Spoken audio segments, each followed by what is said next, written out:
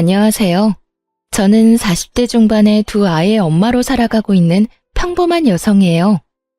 결혼을 할 때는 시어른을 잘 만나야 한다고 하잖아요. 솔직히 가장 최악의 시부모가 어떤 사람이라고 생각하세요? 간섭하는 사람? 오히려 무관심한 사람? 말로 사람을 꼽주거나 언제나 차가운 인상으로 성긋는 사람? 제 기준에서 가장 최악의 시부모는 보수적이고 남아 선호 사상에 찌든 사람이라고 생각해요. 제가 경험한 일들을 들으신다면 그 어떤 사람들도 이 의견이 아니라고 말하지는 못하실 거예요. 시모는 두 아들을 낳았어요. 시모의 첫째 며느리는 두 아들을 낳았고 시모의 둘째 며느리는 두 딸을 낳았죠. 저는 둘째 며느리였어요. 그리고 시모는 최악의 남아 선호 사상을 가진 사람이었고요. 벌써부터 골이 흔들리지 않나요? 사실 형님이 벌써 손주를 둘이나 낳아줬으면 굳이 저한테까지 아들을 바라지 않아도 되는 거잖아요. 그래서 저는 별 생각 없었어요. 첫째 딸을 낳았을 때 시모가 병원에 와서 하는 말을 듣기 전까지는요. 둘째는 무조건 아들로 낳아라. 나는 내 아들 제사도 못 지내도록 만들고 싶지 않다. 둘째도 딸이면 아들 낳을 때까지 낳아야 하는 거야. 이런 이야기 듣는데 소름이 쫙 돋더군요. 그때 무슨 생각이 들었는 줄 아세요? 제가 애 낳는 기계가 될지도 모른다는 끔찍한 생각이 들었어요. 잘못하면 진짜 사내 아이 낳을 때까지 애만 낳다가 인생 쪽날 것 같아서 시모에게 말했어요. 어머님, 형님이 아들을 둘이나 낳았는데 뭐가 걱정이세요? 그리고 요즘에는 맞벌이 안 하면 생활이 유지가 안 돼서 애를 많이 낳지도 못해요. 그거 다 핑계야. 옛날에는 너희보다 못 살아도 6남매, 7남매 잘만 낳았다. 그러니 너도 쓰잘데기 없이 푼돈 벌겠다고 애쓰지 말고 아들 낳을 생각만 해. 그래야 집안이 평안한 법이다. 말이 안 통해서 그냥 더 이상 그에 대한 말을 안 하기로 제 마음속으로 결정을 했어요. 그리고 무슨 일이 있어도 딱 둘째까지만 낳고 더 이상 애는 안 낳겠다고 다짐했죠. 그런데 둘째가 또 딸인 것을 알았을 때 시모의 모습은 거의 악마에 가까웠어요. 딸만 낳는 며느리 지금 당장 내쳐도 모자라. 도대체 아들 하나 못 낳고 뭐 하는 거야? 지금 아무짝에도 쓸모없는 딸년 둘 낳아놓고 미역국이 목구멍으로 넘어가. 너 앞으로 나한테 대접받을 생각하지도 말어. 아들도 못 낳는 며느리한테 잘해줄 생각 없으니까. 아니, 처음부터 대접받을 생각도 없었고 결혼했을 때부터 꾸준히 대접받은 적도 없었거든요. 근데 저런 말을 하니 저도 기분이 안 좋았죠. 친정에서 몸조리를 하고 집에 와서야 시모 말이 무슨 뜻인지를 깨닫게 됐죠. 대접을 받지 않게 하겠다는 말은 앞으로 열심히 부려먹을 거라는 이야기였다는 걸요. 시댁에서 해야 할 모든 잡일에 형님은 제외되고 저만 일을 해야 했어요. 당시 저는 병원에서 일하는 물리치료사라 평일에는 시간을 뺄 수 없었음에도 시모는 퇴근 시간에 귀신같이 전화해서 시댁으로 오라고 닥달을 했어요. 그렇게 시댁을 방문하면 제게 남은 건 잡일들 뿐. 저녁밥도 못 먹고 일하는 건 정말 서러움을 넘어선 분노를 일으키는 일이었죠. 몇 번 당하고 나니 저도 요령이 생겨서 친정 핑계, 남편, 애 핑계 대면서 시댁에 안 가려고 필사적으로 피했죠. 그러다가 결혼 6년 차 김장철에 급기야 일은 벌어지고야 말았어요. 시모는 배추를 40kg를 준비했더라고요. 솔직히 맛도 없어서 가져가도 잘 먹지도 않는 김치, 그렇게 적은 양만 하시라 말해도 꼭 사람 생고생시키는 걸 보고 싶은지 양을 늘리더니 결국 이번에는 엄청난 양을 하게 된 거죠.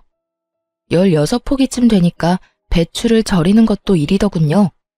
빨간 대야에 소금물을 받아넣고 배추를 절이고 그걸 베란다로 옮기려는데 글쎄 그 무거운 걸 들고 있는 상태에서 발을 삐끗해버린 거예요. 우당탕탕 들고 있던 절인 배추들은 떨어져 내렸지만 저는 거기에 신경 쓸 정신이 하나도 없었어요. 잘못 디딘 발목이 너무 아팠거든요. 근데 정말 서럽고 짜증나는 건 시모가 이 상황에서도 저한테 괜찮냐는 한마디 말도 없었다는 사실이었어요. 야, 배추를 바닥에 패대기 치면 어떡해? 네 입으로 들어갈 거 아니라고 이렇게 막 다루는 거야? 그리고 소금을 다 띄었잖아. 나중에 가전이랑 가구랑 녹슬면 네가 다 책임질 거야. 깨끗하게 해놓고 가. 사람이 다쳤으면, 그것도 자기 집 김장을 하다 다쳤으면 따뜻한 말 한마디 해줘야 하는 게 정상 아닌가요? 일단 자리에서 일어섰어요. 그리고 시모한테 말했죠. 어머님, 발 삔 것 같은데 조금 이따가 해도 될까요? 발목을 접질른 것 같은데 상태가 좀 안 좋아서. 제가 병원에서 일하는 물리치료사인데 제 발목 잘못된 거 아닌지 모를 리가 없죠. 그렇지만 너무 급성이라 발목에 티가 안 나더라고요. 최소 염좌, 까딱 잘못하면 금까지 갔을지도 모른다는 생각을 하고 있는데 시모가 제 말에 버럭 고함을 지르더군요. 너 엄살 떠는 거야? 아니면 설마 일하기 싫어서 일부러 넘어진 거 아니냐? 이것 봐. 요새 젊은 것들은 이래서 안 돼요. 한 것도 없이 요령만 피우고 당장 바닥에 있는 것들 안 치워? 바닥은 시모 말 맞다나 엉망진창이었고 그걸 저렇게 만든 제 책임도 있었으니 이를 악물고 바닥을 치웠어요. 그렇지만 더 이상 일을 할 기력도 의욕도 없었죠.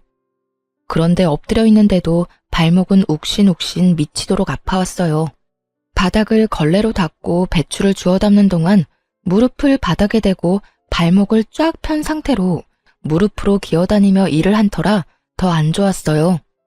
장승처럼 서서 저를 내려다보며 제가 그걸 치울 때까지 손 하나 거들지 않는 시모를 무시하고 저는 그 자리에 털썩 앉아 바지를 걷어 올렸어요. 다치고 나서 30분은 넘게 지난 상황이었거든요. 상황이 생각보다 엄청 심각했어요. 발목 관절이 보이지 않을 만큼 부어오른 발목은 둘째치고 복숭아뼈를 타고 위로 올라와 종아리까지 새카맣게 멍이 들어 있었거든요. 게다가 만져보았을 때는 엄청난 열까지. 발가락 움직이는 것도 잘 안 되는 걸 보니 뭔가 크게 문제가 생긴 게 틀림없어 보였죠. 제 발목을 보고도 시모는 코웃음 치더군요. 발 삐었나 보네. 그 정도는 하루 쉬고 나면 가라앉으니까 오늘은 할 일 다 끝내놓고 가. 할 일이란 건 배추를 절이는 일일 거고 그건 아직 절반도 넘게 남아있었어요. 저는 시모 말을 무시하고 폰을 열었죠. 네, 제가 발목을 접질렀는데 지금 열도 나고 꼼짝도 못할 정도로 아파서요. 네, 도와줄 사람도 없고요. 오른쪽 발목이라 제가 직접 차를 몰 수도 없어서 구급차를 좀 보내줬으면 좋겠어요. 지금 열이 발목뿐만이 아니라 몸에도 나고 있어서. 제가 전화한 곳은 119 구급센터였어요. 저 스스로 차를 운전할 수도 없고 저를 데려다 줄 생각도 없는 시모를 두고 선택할 수 있는 방법은 많지 않았어요. 게다가 시댁은 도시 외곽에 있었기에 택시도 잘 다니지 않던 곳이었거든요. 야, 너 꾀병이면서 구급차까지 불렀어? 일하기 싫어서 이렇게까지 하는 거야? 젊은 것들이 식은머리가 없어서 지금 내놓은 건 다 하고 가야 할 거 아니야. 저한테 욕을 하던 말던 저는 주섬주섬 제 짐을 챙겼어요. 널브러진 배추들과 소금물이 담긴 커다란 고무통은 그대로 놔두고 말이죠. 구급차가 빠르게 시모집 현관문을 두드렸고 구급대원이 들어와서는 저를 부축했어요. 도와줄 사람이 없다고 해서 그런지 화를 내며 짜증을 내는 시모를 힐끗 쳐다보더라고요. 그래서 말해줬죠. 제 발목이 이 지경이 됐는데도 꾀병이라고 말하는 사람이에요. 이 다리로 배추를 다 절이고 가라니 말이 되는 소리예요? 구급대원도 진상과 엮이고 싶지는 않은지 시모를 모른 척하고는 구급차로 이동했어요. 다쳐서 구급차를 타고 병원을 가는데 마음이 한없이 편해지더라고요. 시모 면상 안 봐도 된다는 생각이에요. 그렇게 병원에 도착한 저를 기다리고 있던 건 의사의 무시무시한 소식이었죠. 발목 상태가 많이 안 좋아요.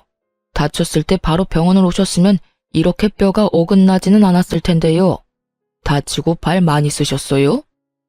네, 배추 절이다가 이렇게 됐는데 어머님이 바닥에 떨어진 거 당장 다 치우래서 엎드린 채로 좀 치웠어요.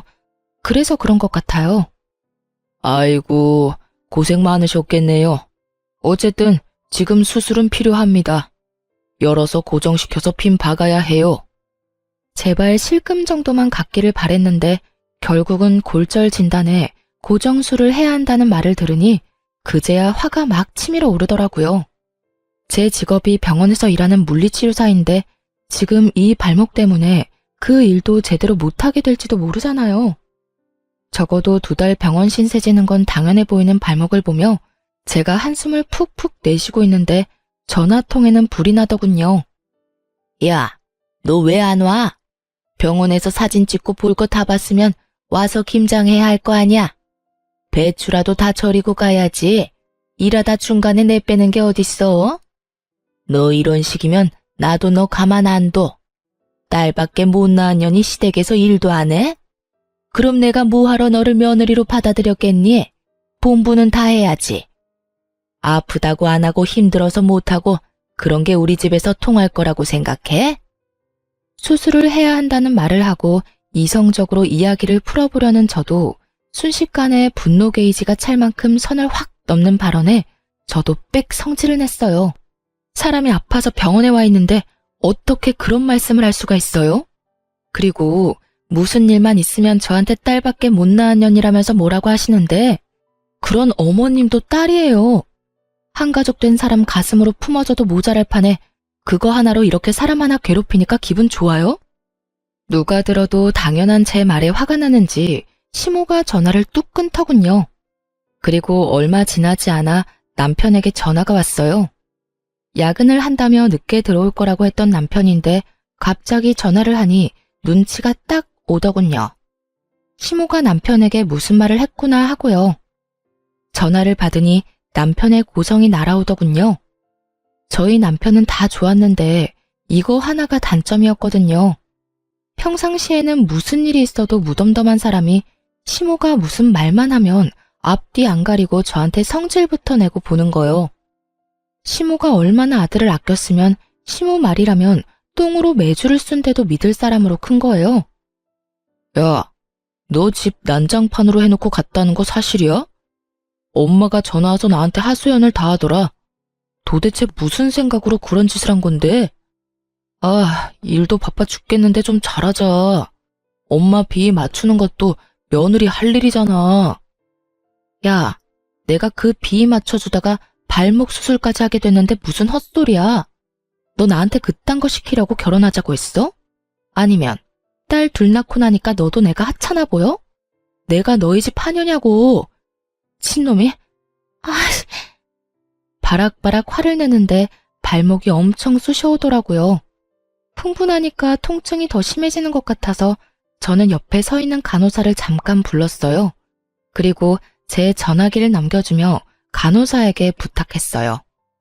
이 전화가 제 남편인데 지금 제 상황을 좀 설명해 주시면 안 될까요? 제가 화를 내니까 발이 너무 아파서. 제 부탁에 간호사가 살신성인의 자세로 제 전화를 받아 사실만 딱딱 알려주더군요. 네, 환자분 발목은 완전히 부러져서 어긋나셨어요. 금식하고 내일 수술을 하셔야 해요. 핀 박는 수술이라서 시간은 좀 걸릴 수 있고요. 최소 2달은 조심하셔야 하고 박아놓은 핀을 뺄 때까지는 안에 핀 박고 생활하셔야 하고요. 구구절절 간호사가 설명을 해주고는 제게 전화기를 주더군요. 남편이 뭐라 말하려는데 저는 전화를 끊었어요. 그러자 야근을 접고 응급실로 달려왔더라고요. 이게 다 무슨 일이야? 엄마는 당신 다쳤다는 말 없었는데. 당신한테는 어머님 말이 법이야? 어머님한테 무슨 짓 했냐고 묻고 네 눈으로 똑바로 봐, 내가 어떤 꼴인지. 이런 꼴인데도 나한테 김장이나 하라고 난린데 당신이 나한테 위로도 못할 망정 어머님하고 같이 붙어서 나란히 내욕을 해? 누가 봐도 심각한 제 다리에 남편이 꿀먹은 벙어리가 되더군요. 괜찮냐는 말 한마디가 나올 수나 있었겠어요? 염치라는 게 있는 놈이면 아무 말도 못하는 게 정상이지. 그런데 남편이 제 눈치만 보는 동안 시모에게 또 전화가 오더군요. 저는 제가 받지 않고 남편에게 넘겼어요. 왜 나한테 줘? 그 전화 내용을 들어보면 내가 왜 주는지 알 거야. 잔말 말고 전화나 받아. 네. 전화를 받았는데 시모 목소리가 수화기를 뚫고 제 귀에까지 오더군요. 야, 우리 아들한테 일렀으니까 너 꾀병 부리지 말고 어서 집에 와. 일하기 싫다고 다친 척하는 게 말이 돼? 버러지도 그런 짓 안 해. 네가 눈에 뵈는 게 없어서 지금 배짱 부리나 본데? 어머니, 와이프 지금 다리 다쳐서 꼼짝달싹도 못해요. 아픈 사람한테 전화해서 이게 무슨 행동이세요? 제가 여태껏 어머니 편 많이 들어드렸지만 아픈 사람한테 이러시면 안 되죠. 제발 앞으로 자중하세요, 제발. 잘 모르시면 가만히나 계시라고요. 저한테 전화해서 고자질하지 마시고. 남편이 시모에게 소리를 치자 시모도 당황한 눈치였어요. 하긴 발목이 박살이 난 마누라 앞에서 지 어머니 편드는 놈이면 당장이라도 이혼을 했겠죠. 그렇게 저는 그 다음날 금식 후 수술에 들어가게 됐고 8주 동안 입원을 해야 했어요. 그리고 제가 정말로 수술에 들어가야 한 것을 알게 된 시모가 혼자 김장을 하려는 게 엄두가 안 났는지 그간 한 번도 부르지 않았던 첫째 며느리에게 전화를 했더라고요. 그런데 그 첫째 형님이 바쁘다며 시모의 부탁을 거절했다더라고요. 결국 아끼고 아끼던 첫째 며느리와 싸운 시모는 혼자서 김장 40kg를 했답니다. 시부가 도대체 무슨 정신으로 그 많은 양을 며느리한테 시키려고 했냐고 정신 사나우니 빨리 눈앞에서 치우라고 호통치는 바람에 결국 시모가 혼자서 김장을 다 했다고 하더군요. 그 이야기 듣는데 속이 얼마나 시원한지. 저를 괴롭히려는 의도였는지는 알 수 없지만 시모만 고생하게 됐으니 사람 일은 한 치 앞도 알 수가 없는 거더라고요. 2달 동안 일을 쉬어야 했지만 시모가 곤란해졌다는 것만으로도 십몇 묵은 체증이 다 내려가는 것 같은 개운함이 있었어요. 그 뒤로 시모가 저를 괴롭힐 때마다 발목 이야기를 했더니 더 이상 저를 그만큼 괴롭히지는 않았어요. 그리고 저도 뭐가 좋다고 괴롭히고 차별하는 시모와 같이 있고 싶겠어요? 그래서 시댁과는 대면대면하게 살았죠. 다행인 건 남편은 그런 일에 별로 신경을 안 쓰더라고요. 그런데 완전히 인연을 끊을 수는 없더라고요. 가끔씩 타이밍이 안 좋아서 애들을 맡길 일이 생겼거든요. 결혼 15년 차에 남편이 허벅지와 엉덩이 통증으로 병원을 방문했어요. 그런데 대퇴골두 무혈성 괴사라는 이상한 병으로 수술을 해야 한다는 이야기를 들었거든요. 놔두면 뼈가 녹아서 걷지 못한다는 이야기에 겁이 나서 남편 수술을 위해 저도 병간호를 하기로 했어요. 보통 제가 애들을 볼 수 없을 때는 친정의 아이들을 맡기는데 하필이면 친정에 일이 있어서 아이들을 맡길 수 없는 상황이었어요. 친언니에게 부탁을 하니 학교 어린이집 마치고 자기 전까지는 언니가 봐줄 수 있다고 하더군요. 하지만 언니네 집은 시부모와 합가해서 살고 있으니 잠을 재워주는 건 좀 그렇다고 하더라고요. 아무래도 눈치가 보일 수밖에 없는 것 같았어요. 그러다 보니 저녁부터 아침까지 봐줄 사람을 찾는 게 쉽진 않더군요. 그래서 어쩔 수 없이 시모에게 전화를 했죠. 어머님, 남편 수술하고 혼자 목발 짚을 수 있을 때까지만 우리 애들 저녁 9시부터 아침 8시까지만 봐주실 수 있으세요? 그 외의 시간은 저희 친정언니가 봐줄 거라서. 그러나 시모는 시큰둥하더군요. 네 애들을 내가 왜 봐? 귀한 아들도 아니고 딸년들을 둘이나 나더러 보라고? 싫어. 다른 사람한테 물어봐. 결국 이야기는 더 이어지지도 못하고 끊어졌죠. 저는 남편에게 부탁했어요. 다른데 아무리 찾아봐도 맡길 곳 없으니 그래도 혈육이라면 봐주지 않을까 하고요. 남편이 시모에게 전화해 부탁하자 그제야 어렵사리 봐주겠다고 하더군요. 걱정되는 마음에 남편에게 한마디 덧붙여 보냈어요.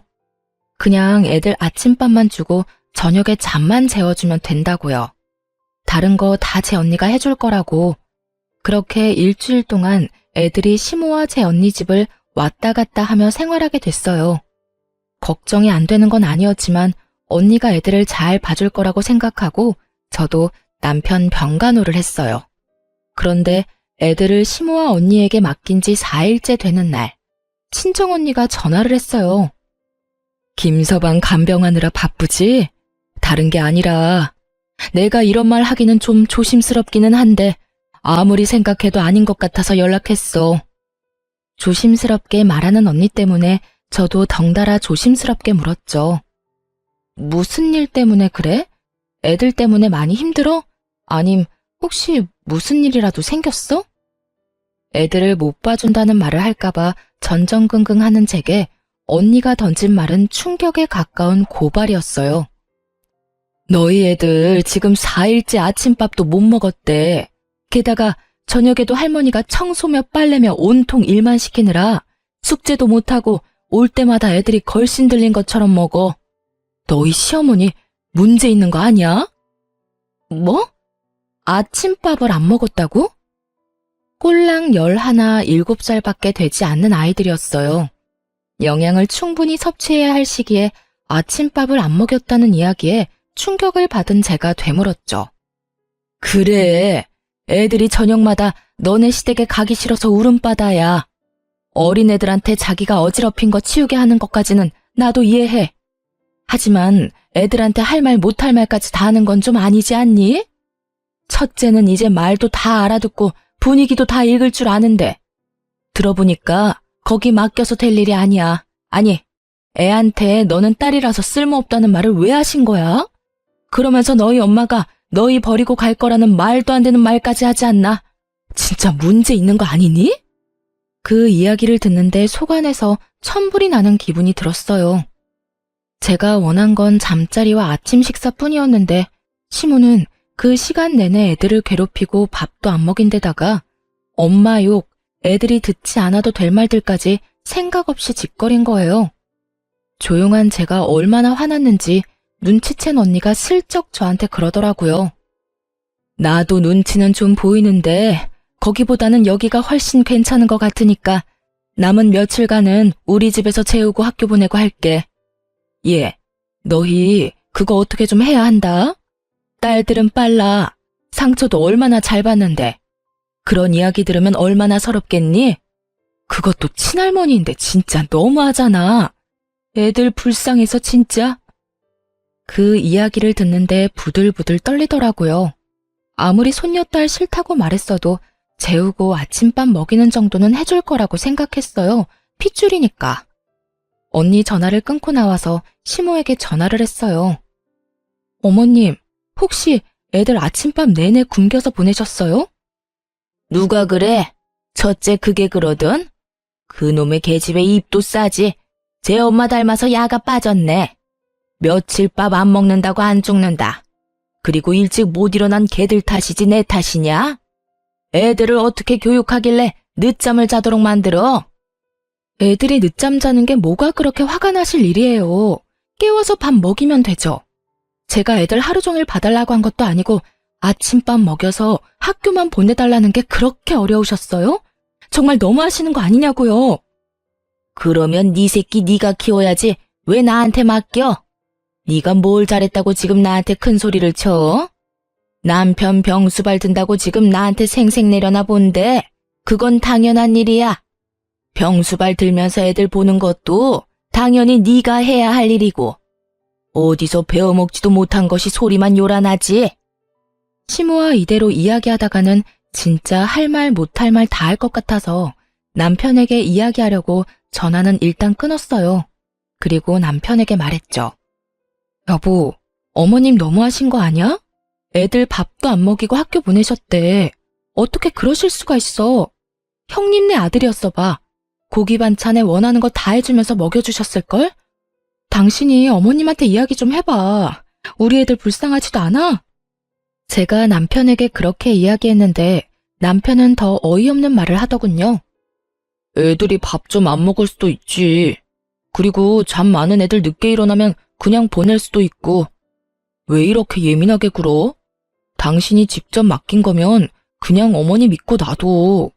당신이 애 때문에 떽떽거리니까 어머니도 기분이 안 좋으신 거잖아.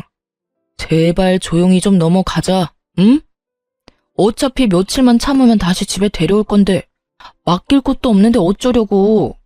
당신 그거 진심으로 하는 말이야? 정말로 내가 예민하다고 생각하는 거냐고. 애들이 불쌍하지도 않아? 당신도 아침밥 정도는 걸러도 된다고 생각하는 거냐고. 당신 어쩜 그렇게 냉정해? 당신도 어머님한테 옮았어? 아들이 아니라서 막 다뤄도 된다고 생각하는 거냐고. 그런 말이 아니잖아. 어차피 맡겨놓은 거 힘 빼고 놔두라는 거야. 배고프면 알아서 밥 달라고 하겠지. 그리고 한 끼 안 먹는다고 안 죽어. 태연스레 말하는 남편놈을 보며 저는 온몸에 소름이 돋는 기분이었어요. 미친놈. 그 한마디를 남편에게 던지고 저는 남편을 병실에 놔두고 시댁으로 돌아왔어요. 올 때가 아닌데 돌아온 저를 보더니 시모가 눈을 크게 뜨며 묻더군요. 네가 왜 여기 있냐? 우리 아들 간병하는 거 아니었어? 누구한테 맡기고 온 거야? 저는 그런 시모 말도 무시하며 애들 짐부터 쌌어요. 싸가지 없는 말이나 하고 애들 귀한 줄 모르는 인간 병수발 드느니 애들 보는 게 더 낫다는 생각이 들었거든요. 남편 혼자 놔두고 왔어요. 어머님이 우리 애들 그런 식으로 취급하는 줄도 모르고 제가 미친 짓을 했네요. 고양이한테 생선을 맡긴 꼴이었지. 불쌍한 내 새끼들 굶고 눈치 봐가며 할머니 집에 있는 줄 알았으면 남편 병수발이나 들고 있지 않았을 거예요. 지금이라도 알았으니 애들 데리고 갈게요. 제 말에 시모가 어이없다는 듯 저를 돌려 세우더군요. 너 지금 나한테 시위하니? 그래서 남편은 놔두고 애들 데려가겠다고? 그렇게는 못해.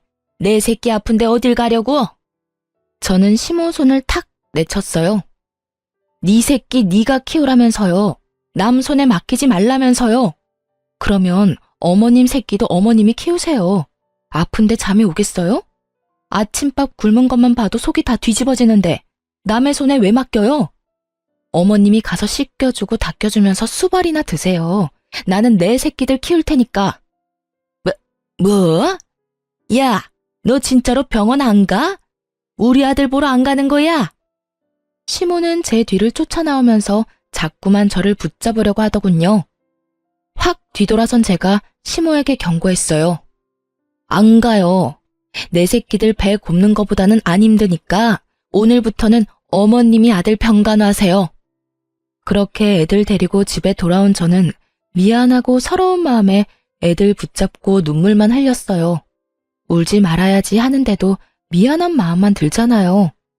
도리어 애들이 저에게 울지 말라며 엄마 잘못 아니라고 말해주는데 이것들을 두고 제가 망할 남편놈 병간호나 하고 있었다는 사실이 참을 수 없이 기분이 더러워졌어요.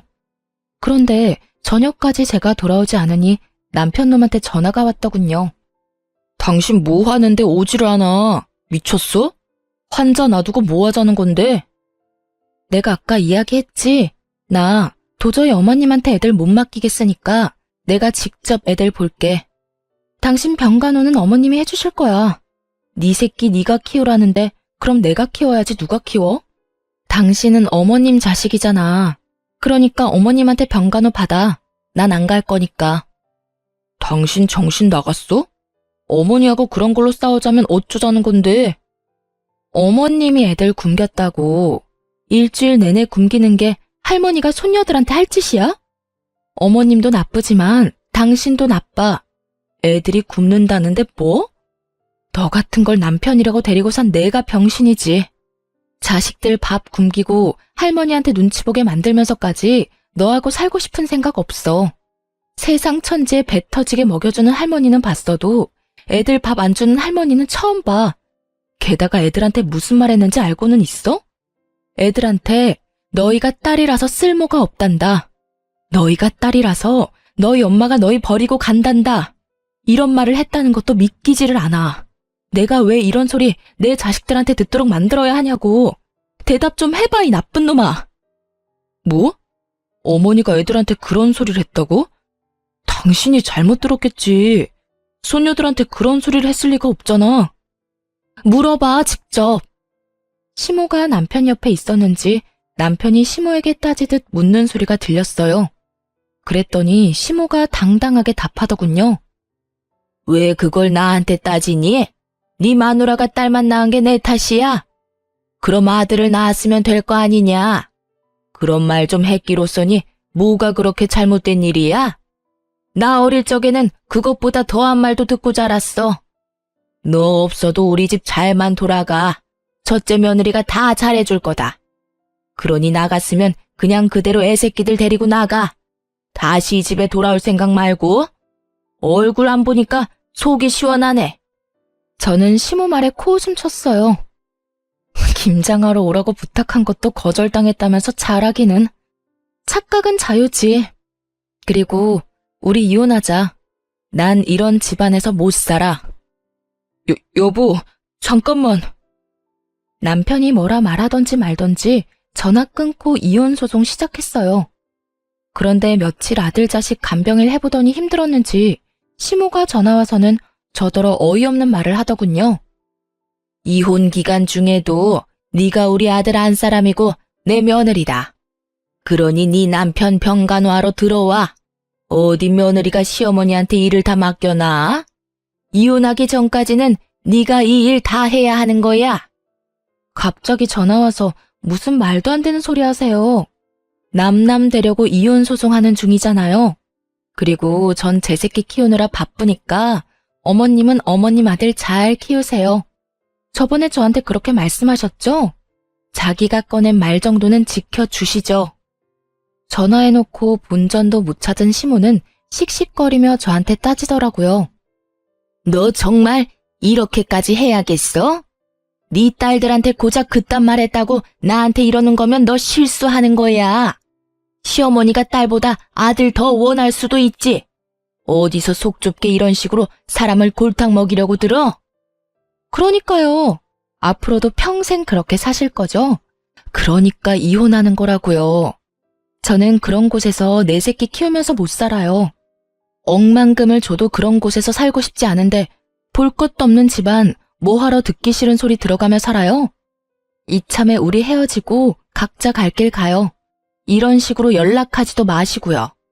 그리고 저번에 저한테 뭐라고 하셨죠? 첫째 며느리가 잘해줄 거라고 하셨죠? 그러니까 저한테 전화하지 말고 손자들 둘이나 낳아준 첫째 며느리한테 전화하세요. 시모는 여전히 당당하더군요. 그래도 자기 힘드니까 금방 연락 오는 거 보세요. 아주 저를 식모처럼 생각하고 있는 게 눈에 다 보이더라고요. 언제는 첫째 며느리가 다 해줄 것처럼 자신만만하더니 이제 와서 꼬리 말고 저를 찾는 꼴이 너무 웃겼어요. 그렇게 이혼은 저에게 좀 더 유리하게 해결됐어요. 저희가 살던 신혼집도 처음부터 공동명의에 반반 부담한 거라 그대로 나눴고 친권, 양육권, 위자료 싹 다 제가 가져왔어요. 저는 받은 돈과 은행에서 대출한 금액으로 딸아이 둘과 같이 살 집을 샀어요. 그런데 이미 이혼도 다 된 마당에 형님에게서 전화가 왔어요. 결혼 기간 동안 얄미운 사람이기도 했고 항상 저한테 일 시키고 본인은 몰래 빠져나가던 사람이라 좋게 볼 수는 없는 사람이었어요. 동서, 잘 지내?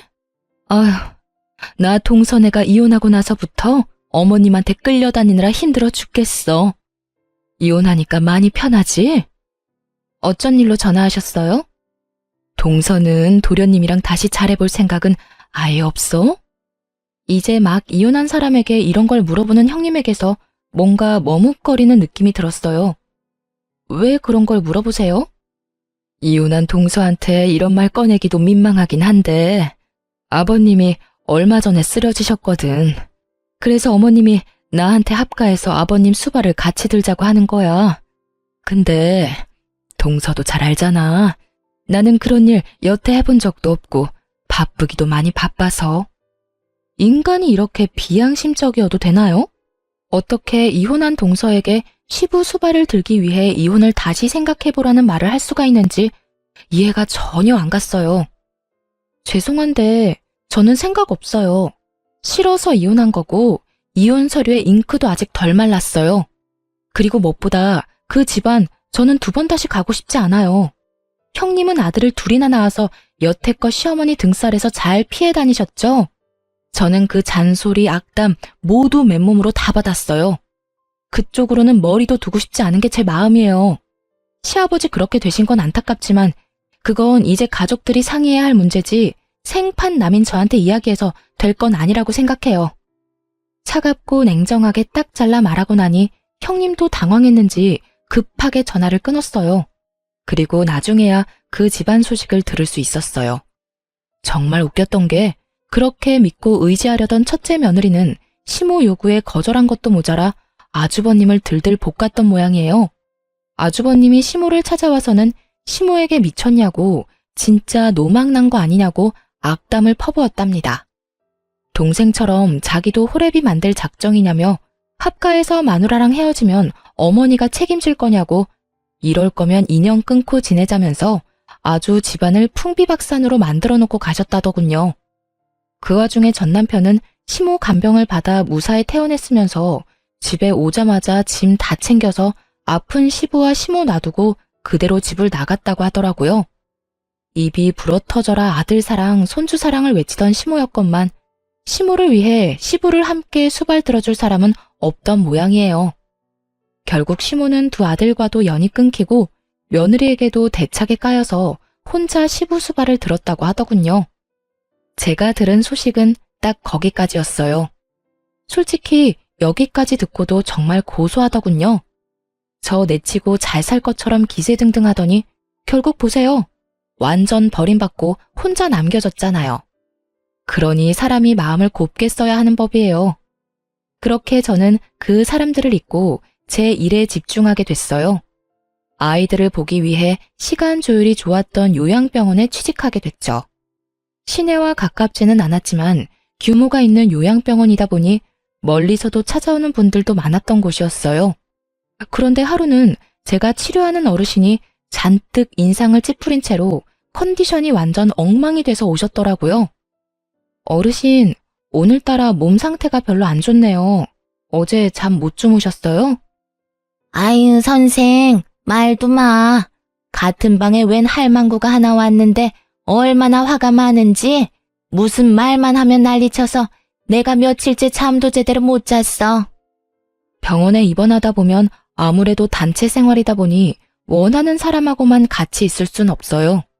같은 방 사람 잘 만나는 것도 어떻게 보면 복권 당첨 같은 거와 비슷한 거거든요. 그랬어요? 물리치료는 안 받는 분인가 보네요. 근데 뭐 때문에 그렇게 화를 내요? 혹시 치매? 아니야. 내가 가만히 지켜보니까 다 할망구가 잘못했더만. 이 할망구가 들어온 그날부터 하루에 10번도 넘게 아들들 며느리한테 전화를 하는 거요. 전화에서는 너희가 어떻게 이럴 수 있냐? 나를 여기다 버리고 너희끼리 잘 살 것 같냐? 난리더라고. 그래서 내가 넌지시 물어봤지. 근데 그 할망구 하는 말이 아들놈들 뼈 빠지게 키워놨더니 다 소용없다고. 자기가 남편 수발 드는데 아무도 안 도와줘서 이렇게 병을 얻었는데 다들 나 몰라라 한다고 말이지. 엄마를 애물단지 취급하면서 연락도 먼저 안 하고 연락하면 그렇게 귀찮은 티를 낸다면서 고함을 지르더라고. 어머나, 그랬어요? 제가 보기에는 어르신 따님들이 자주 면회 오시니까 그것 때문에 더 비교돼서 그런 것 같은데요. 내가 봐도 그래 보였어. 우리 딸들이 워낙 싹싹하잖아. 와서 나눠 먹자며 과일도 주고 음료수도 주고 하는 모습을 보더니 나한테 악담을 하더라고. 딸만 낳았냐며. 아들이 없어서 어떡하냐고 빈정대는데 열받아서 나도 한마디 했지. 딸 있는 나는 매일같이 면회하는데 아들 낳은 그 짝은 여태껏 아들 코빼기도 안 보이냐고. 그랬더니 그 뒤로 아주 아들 욕을 있는 대로 하더라고. 그러더니 어제 할망구 아들이 왔대. 둘째라던데 이혼한 지 1년 반쯤 됐다던가? 뭐 난 잘 모르겠는데 어쨌든 둘째 아들이 왔는데 그 할망구가 아들한테 악다구니를 썼어. 왜 여기 처박아 놓고 들여다보지도 않냐고 말이야.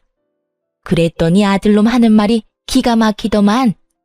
엄마가 마음을 곱게 썼으면 며느리들이 왔을 거라고. 자기 이혼한 건 엄마 책임이 크다면서 그 사람 많은 데서 늙은 엄마를 핍박하는데 살벌하더만. 내가 봤을 때는 그 할망구도 잘못했는데 아들놈도 싹퉁머리가 없는 게 영.